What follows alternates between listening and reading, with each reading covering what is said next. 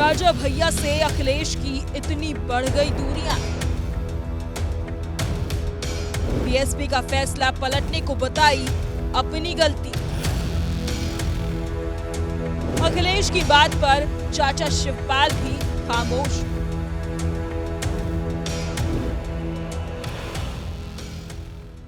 मंच पर अखिलेश यादव बैठे थे, उनके करीब में ही चाचा शिवपाल बैठे थे। समूचा हॉल सपा के कद्दावर नेताओं और मीडिया से खचाखच भरा था कि अचानक मीडिया के सवालों में गुलशन यादव गुंडा का जिक्र आ गया। यहाँ तक तो बात फिर भी ठीक थी, लेकिन जब मीडिया ने गुलशन यादव के मुकदमा का जिक्र किया तो अखिलेश यादव ने बिना नाम लिए रघुराज प्रताप सिंह उर्फ राजा भैया पर अब तक का सबसे बड़ा हमला कर दिया। देखिए, ये चाचा भी जा चुके हैं, हम भी उसके घर जा चुके हैं। ये क्यों कार्रवाई हो रही है, आपको ये सोचना चाहिए क्यों कार्रवाई हो रही है। और हर स्तर पे वकीलों के जो हमें सहयोग लेना पड़ता है वो भी हम ले रहे हैं, कानूनी मदद ले रहे हैं। आर्थिक रूप से भी जितना तोड़ा जा सकता है तोड़ा जा रहा है। और आप टाइमलाइन देखिए कि मुकदमे कब दर्ज हो रहे हैं, वो टाइमलाइन देखिए आप। पुलिस कप्तान, इससे पहले बहुत पहले जो पुलिस कप्तान थे तो मैंने बात की उनसे, तो उनकी बातों से लगा कि उनके ऊपर कोई दबाव है जिसके कारण वो लगातार झूठी एफआईआर लिखा रहे हैं। लिखाने वाले कौन लोग हैं? देखिए, वो घबराए लोग हैं जिन्हें चुनाव हारना निश्चित है। चुनाव हारेंगे वो लोग जो एफआईआर लिखा रहे हैं, वो चुनाव हारेंगे। उन्हें कोई भी गणित चुनाव नहीं जिता सकता। और मैं आपको याद दिला दूं, वो बातें याद नहीं दिलानी चाहिए। बहुजन समाज पार्टी ने कोई फैसला लिया था उस जिले में, वो फैसला मुझे बदलना नहीं चाहिए।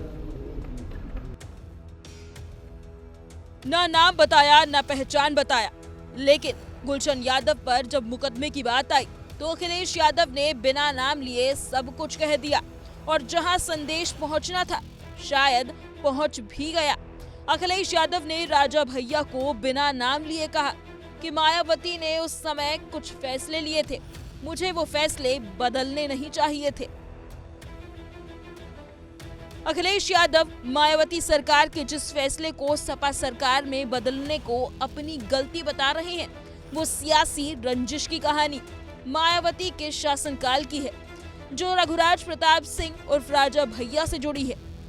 साल 2002 में बसपा सुप्रीमो मायावती जब यूपी की मुख्यमंत्री थी, तब उन्होंने राजा भैया के खिलाफ कोटा की कार्रवाई करते हुए उन्हें आधी रात घर से गिरफ्तार करवा लिया था। राजा भैया करीब 11 महीने जेल में रहे थे। मायावती के हटने के बाद 2003 में जब मुलायम सिंह यादव मुख्यमंत्री बने, तब राजा भैया पर पोटा हटा लिया गया था और वो जेल से बाहर आ गए थे। राजा भैया और मायावती के बीच अदावत लगातार बढ़ती जा रही थी। कहा तो यहाँ तक भी जाता है कि मायावती की सरकार आते ही राजा भैया जेल चले जाते हैं।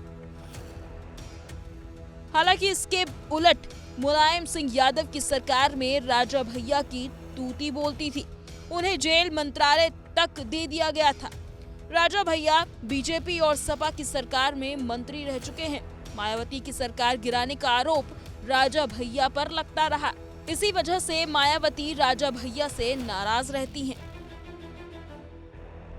राजा भैया से जुड़ी इस सियासी कहानी का दूसरा पहलू ये है कि कुंडा से विधायक राजा भैया सपा सरकार में मंत्री रह चुके हैं और उनकी गिनती सपा संरक्षक मुलायम सिंह यादव के करीबियों में होती थी। राजा भैया अखिलेश यादव के भी करीबी माने जाते थे, लेकिन सत्ता बदलते ही दोनों नेताओं के बीच खटास पैदा हो गई, जो अब बढ़ती ही जा रही है। अखिलेश यादव के इस बड़े हमले से तो ऐसा ही लगता है।